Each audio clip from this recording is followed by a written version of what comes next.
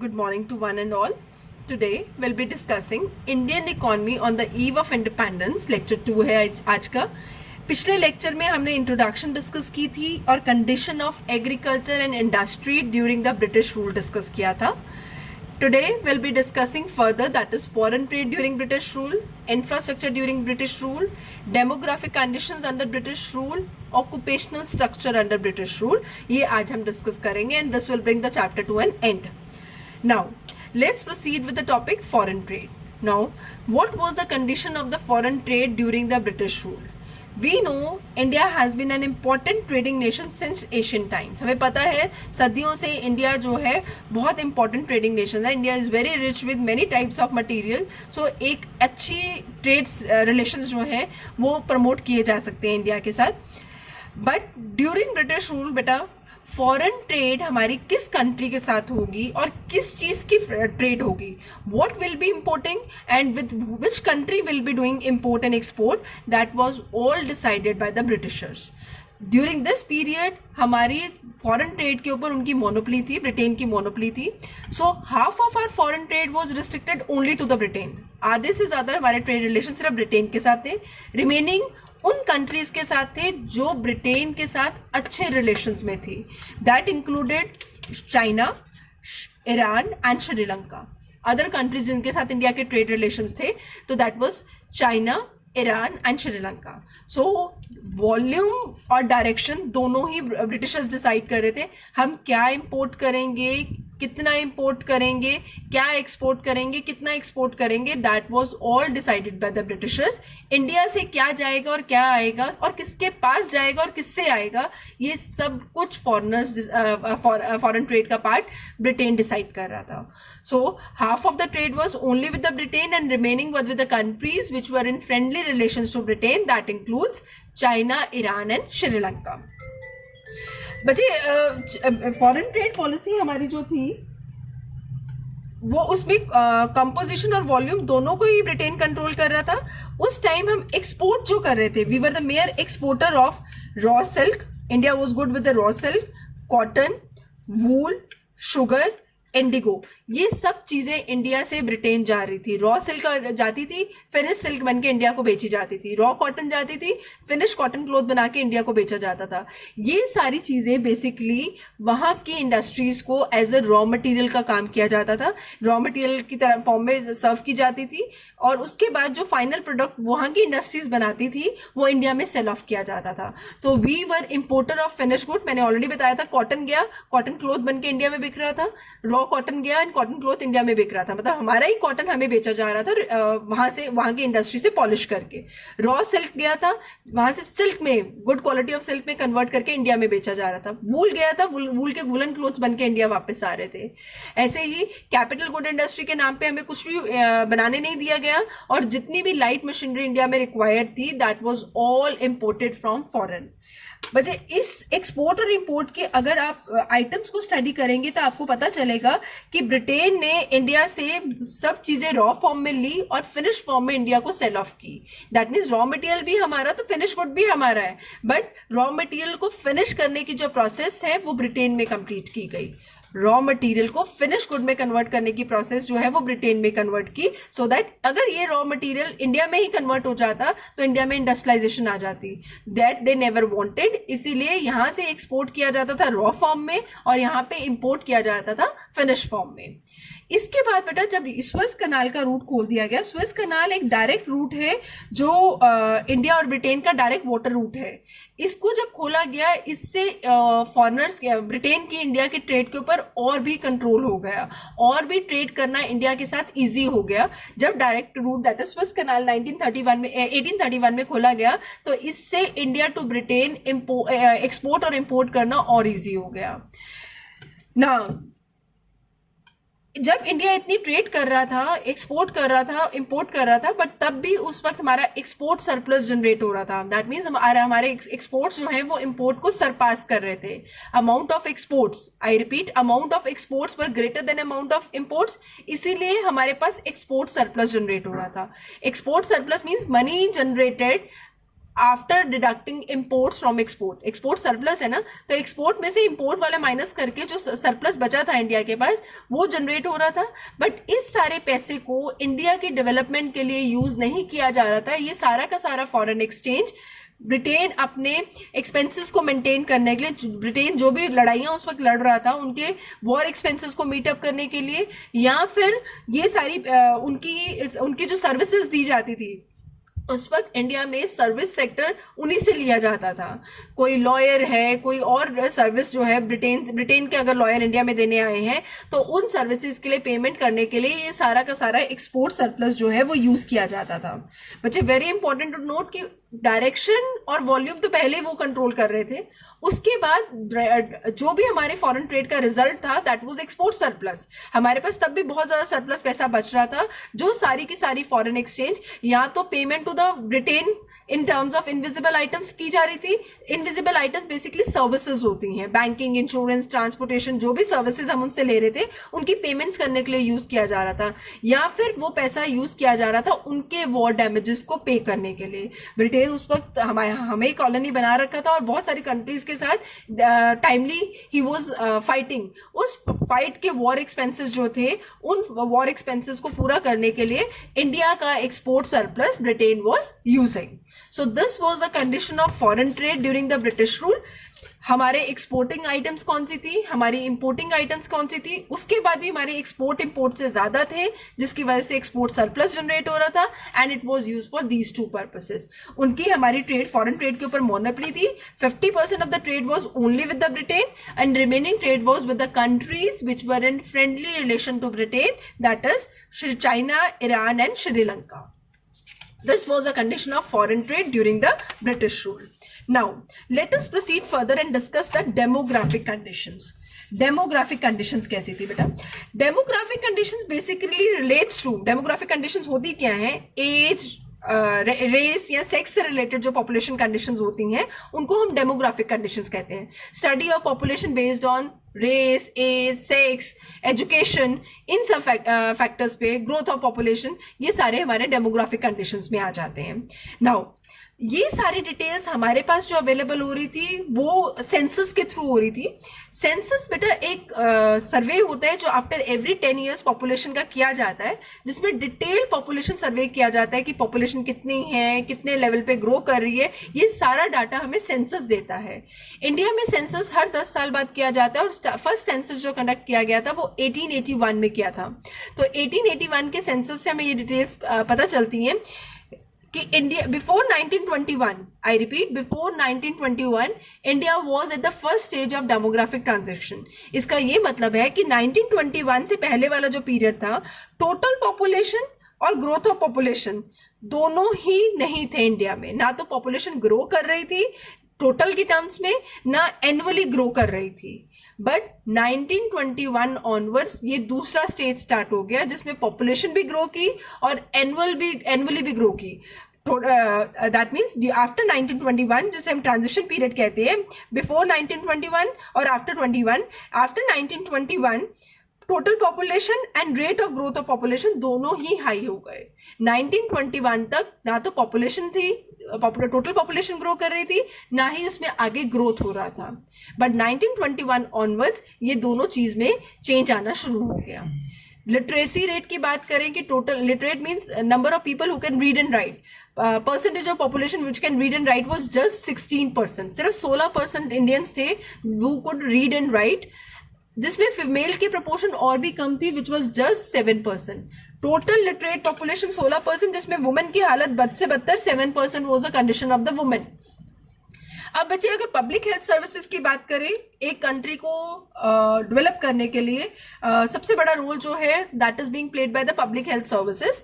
Public health services उस वक्त या तो अवेलेबल ही नहीं थी या वो इतनी कम थी which was not enough to feed the population. हमारी कंट्री की पॉपुलेशन के अकॉर्डिंग या तो वो अवेलेबल ही नहीं थी या वो इतने कम अमाउंट में अवेलेबल थी कि उसका बेनिफिट कोई भी उठा नहीं पा रहा था। Similarly so rampant were water airborne disease, इसीलिए एयर और वाटर बॉर्न डिजीज बहुत ज्यादा बढ़ रहे थे, because public health services, education कम थी, लोगों को इनकी अवेयरनेस नहीं थी air and water borne disease की, ऊपर से अगर बीमार हो जाते थे तो पब्लिक हेल्थ सर्विसेज अवेलेबल नहीं थी, जिसकी वजह से air and water borne disease बहुत हाई पे था। इसीलिए डेथ रेट जो है वो हाई था, क्योंकि people were not aware about hygiene conditions and all, water गंदा, पानी गंदा था, एयर रिलेटेड प्रॉब्लम्स बहुत ज्यादा बढ़ रही थी, जिसकी वजह से जो बीमार होता था, lack of public health services की वजह से death rate was high. Infant mortality rate, number of children dying before reaching the age of 1 per 1000 live births, infant mortality rate होता है, I repeat, number of children dying before reaching the age of 1 per 1000 live birth को IMR कहते हैं। IMR stands for infant mortality rate। IMR उस वक्त जो है that was 218 for 1000, मतलब 218 बच्चे पर 1000 लाइव बर्थ पे मर जाते थे, जो कि अब प्रेजेंट डाटा कहता है it is just 40। So see the level of improvement कि हमारी पब्लिक हेल्थ सर्विसेज इंप्रूव कर गई हैं, लोग लिटरेट हो गए हैं, उनको अवेयरनेस आ गई है, हाइजीन के बारे में पता है, इसीलिए वो डाटा 218 से लेके 40 हो गए, जिसमें major role public health services का है, which are now available in abundance. Next, life expectancy, average number of year for which a person live is called life expectancy. Life expectancy उस वक्त it was just 44 years. It doesn't mean कि हर Indian 44 years ही जीता था. It was on an average. और at the moment nowadays it is 68 years. आज के दिनों में वो 68 years हो चुकी है, almost double हो चुकी है. Extensive poverty was a condition of the country. हमारी कंट्री में पॉवर्टी का लेवल बहुत ज़्यादा हाई था, अनएम्प्लॉयमेंट बहुत ज़्यादा हाई था। So this is about demographic conditions कि हमारे जो पॉवर्टी है उस टाइम में बहुत ज़्यादा हाई थी, अनएम्प्लॉयमेंट बहुत ज़्यादा हाई थी, लाइफ एक्सपेक्टेंसी बहुत ज़्यादा लो थी, इनफैक्ट मॉर्टेलिटी रेट हाई था, पब्लिक हेल्थ सर्विसेज अवेलेबल नहीं थी, number of people that were literate who could read and write was very low at 16%, जिनमें female proportion was just 7%, which shows कि women की हालत उस वक्त और भी बुरी थी। And this all details are available to us through the census that was being conducted in the year 1881। census क्या होता है मैं बता चुकी हूँ कि ये डिटेल सर्वे होता है जिसमें पॉपुलेशन के हर सेगमेंट के बारे में डिटेल्स कलेक्ट की जाती है, पॉपुलेशन कितनी है, ग्रोथ कितनी है। और इम्पॉर्टेंट चीज इसमें नोट करने वाली है बेटा, 1921 को ट्रांजिशन ईयर क्यों कहा जाता है? इससे पहले पॉपुलेशन और ग्रोथ रेट ऑफ पॉपुलेशन दोनों ही नहीं थे, और इसके बाद दोनों स्टार्ट हो गए थे। इसके बाद पॉपुलेशन भी बढ़ने लगी और ग्रोथ रेट ऑफ पॉपुलेशन भी बढ़ने लगा, इसीलिए 1921 को ट्रांजिशन ईयर कहा जाता है। So this was about demographic conditions of India during British rule. पहले हमने डिस्कस किया that was foreign trade, and now it is demographic. Next we have occupational structure. How was the occupational structure of India during the British rule? बच्चे occupational structure होता है division of workforce among various sectors. हमें पता है कि हमारे country में rather everywhere there are 3 sectors that operate. One is called primary sector, other one is called secondary sector, and third one is tertiary sector. Division of workforce into primary, secondary and tertiary sector is called the occupational structure. कितनी हमारी country की working population primary में काम कर रही है, कितनी secondary में काम कर रही है और कितनी टर्शरी में काम कर रही है, इसे occupational structure of a country कहा जाता है। नाउ ड्यूरिंग ब्रिटिश रूल हमारी एग्रीकल्चर में लार्जेस्ट शेयर ऑफ वर्कफोर्स काम कर रही थी, which was about 70 to 75%। Agriculture sector amounted to the largest share of the workforce, that was about 70 to 75%। Industries और सर्विस सेक्टर को मिला के सिर्फ 15 से 20% लोग जो है इस सेक्टर में काम कर रहे थे। इसके साथ मैं आपको ये भी बताना चाहूंगी बेटा, जितना एक कंट्री में primary sector that is agriculture पे डिपेंडेंस ज्यादा होती है, उतनी कंट्री की ग्रोथ रेट कम होता है। व्हेन आई से growth that means GDP growth. Agriculture का शेयर जीडीपी में सबसे कम होना चाहिए, इंडस्ट्री और सर्विस का कंबाइंड शेयर जो है वो ज्यादा होना चाहिए अगर कंट्री को डेवलप्ड होना है। बट उस वक्त एग्रीकल्चर में workforce involve, I am not talking about GDP, workforce की बात कर रहे हैं अभी। वर्कफोर्स इन्वॉल्व 70 to 75% यहाँ थी और 15 to 20% यहाँ थे। तो बट ऑब्वियस है कि जीडीपी में कॉन्ट्रीब्यूशन एग्रीकल्चर का और इंडस्ट्रीज का कंपेयर करें तो एग्रीकल्चर का ज्यादा था और इंडस्ट्रीज का कम था। Agriculture was already suffering for much of the problems, तो इसको ऑलरेडी जीडीपी में कॉन्ट्रीब्यूशन ओवरऑल देखा जाए तो बहुत कम था। सबसिस्टेंस एग्रीकल्चर था, जो कमर्शलाइजेशन था वो भी दैट वाज फोर्स कमर्शलाइजेशन, तो उसमें एग्रीकल्चर की वजह से इंडियन इकोनॉमी ग्रो ही नहीं कर पा रही थी। जिस कंट्री में ज्यादा से ज्यादा वर्कफोर्स एग्रीकल्चर में इन्वॉल्व होती है, that economy is always called underdeveloped या डेवलपिंग इकोनॉमी। वो डेवलप्ड इकोनॉमी कभी नहीं हो सकती है, बिकॉज एग्रीकल्चर में involvement of the workforce should be minimum to call an economy और डेवलप्ड इकोनॉमी। ये डाटा शो करता है। सिमिलरली रीजनल वेरिएशंस, एक तो ऑक्यूपेशनल सेक्टर में एग्रीकल्चर में परसेंटेज ज्यादा और इंडस्ट्री और सर्विस सेक्टर में कम।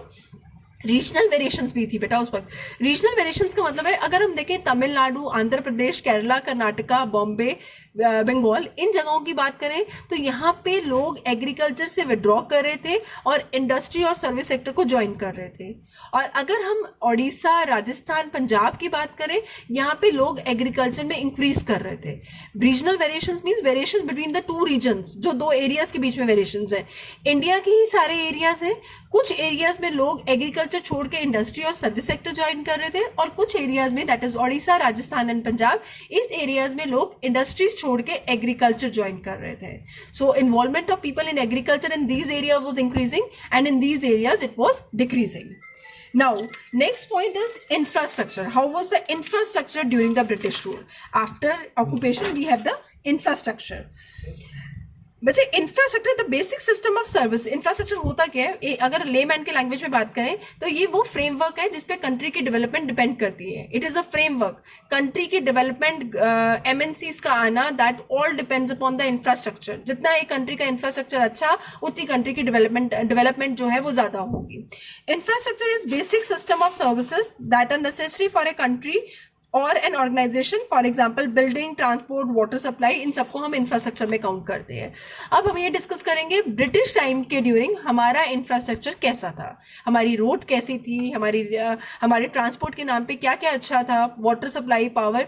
वाटर की तो ऑलरेडी बात कर चुके हैं कि वाटर क्लीन ना होने की वजह से वाटर बॉर्न डिजीज बहुत ज्यादा थी. ये हम ऑलरेडी डेमोग्राफिक में डिस्कस कर चुके हैं. हाँ जी बेटा, it did not develop but only to serve the colonial interest. हमारी इंफ्रास्ट्रक्चर उतनी ही ब्रिटेन डेवलप कर रहा था जितना उसके कॉलोनियल इंटरेस्ट को प्रमोट करने के लिए रिक्वायर्ड थी. कॉलोनियल इंटरेस्ट मतलब उसको रॉ मटेरियल इंडिया से बाहर लेके जाना था और फिनिश गुड इंडिया में लेके आना था. तो वो सारे एरियाज जहां से रॉ मटेरियल को बाहर लेके जाना था और वो सारे एरियाज जहां से फिनिश गुड को इंडिया में लेके आना था, उनकी रोड्स को डेवलप किया गया so that these roads can be use for carrying the material from one place to the another. Otherwise उनका इंफ्रास्ट्रक्चर डेवलपमेंट करने के पीछे कोई भी और रीजन नहीं था. They were not developing the infrastructure for the betterment of India. They were developing infrastructure just for their export and import. So first point, it did not develop but only to serve their colonial interests.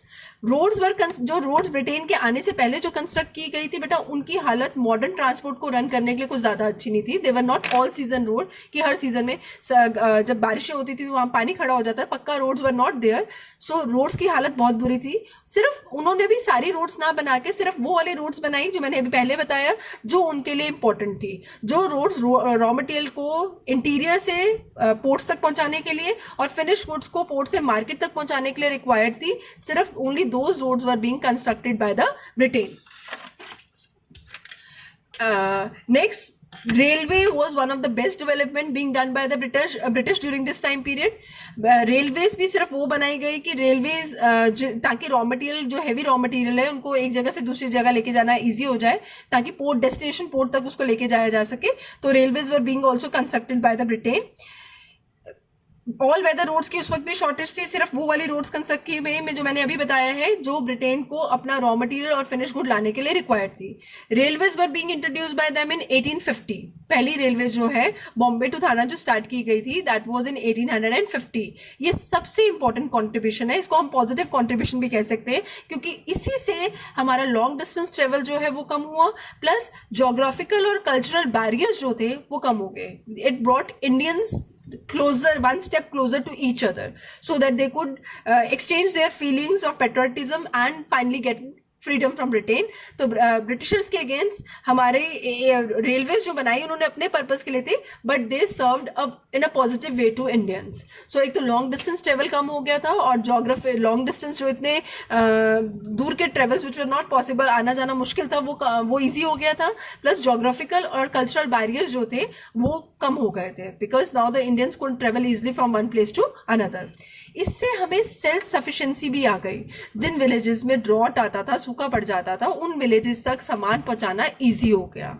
But ये सब benefits हैं railways के, but Britain ने railways ये benefit देने के लिए नहीं बनाई थी। ब्रिटेन ने रेलवेज इसलिए बनाई थी, रेलवेज इसलिए कंस्ट्रक्ट किए थे ब्रिटिशर्स ने, ताकि वो एक्सपोर्ट को एक्सपैंड कर सकें। ये तो पॉजिटिव हमें दे गए, but their motive was, their sole motive was for constructing railway was not to develop India, not to promote the feeling of patriotism between the people, exchange the feeling of patriotism between the people. It was just that कि export को further expand किया जाए। ऐसे उन्होंने आगे export को expand करने के लिए inland sewage were also constructed, सिर्फ उतने ही जितने रिक्वायर्ड थे।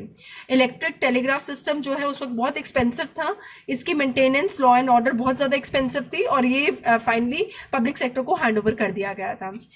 Now, this was all about the condition of Indian economy on the eve of independence. हमने सारी की कंडीशन में एग्रीकल्चर डिस्कस किया, इंडस्ट्री डिस्कस की, foreign trade, then demographic, occupational and last में इंफ्रास्ट्रक्चर डिस्कस कर लिया कि ड्यूरिंग ब्रिटिश रूल क्या चीजें कैसे काम कर रही थी। अब आगे बेटा, आफ्टर ब्रिटिशर्स लेफ्ट इंडिया, हम ये सारी कंडीशंस क्या हुई वो डिस्कस करेंगे। Same agriculture, industry, foreign trade, ये सब कुछ डिस्कस करेंगे, so on. Now after this what we conclude from this, हम अगर इस पूरे चैप्टर को कंक्लूड करें तो that means impact of 2 centuries long British rule हमारे ऊपर क्या हुआ। सारे ब्रिटिश रूल जो उन्होंने 2 centuries हमारे ऊपर रूल किया है उसका इम्पैक्ट क्या हुआ, अगर इसको हम शॉर्ट में पॉइंट्स में कर ले तो agriculture settled with surplus labour. Agriculture settled with surplus labour का मतलब है agriculture was overburdened with surplus labour, क्योंकि और कोई ऑप्शन नहीं था। तो every person from the family was involved in agriculture, जिसे हम डिस्गाइज अनएम्प्लॉयमेंट कहते हैं। Much more than required people were involved in agriculture. Piece of land पे काम करने वाले हाथ उस लैंड की प्रोडक्टिविटी के कंपैरेटिवली बहुत ज्यादा थे।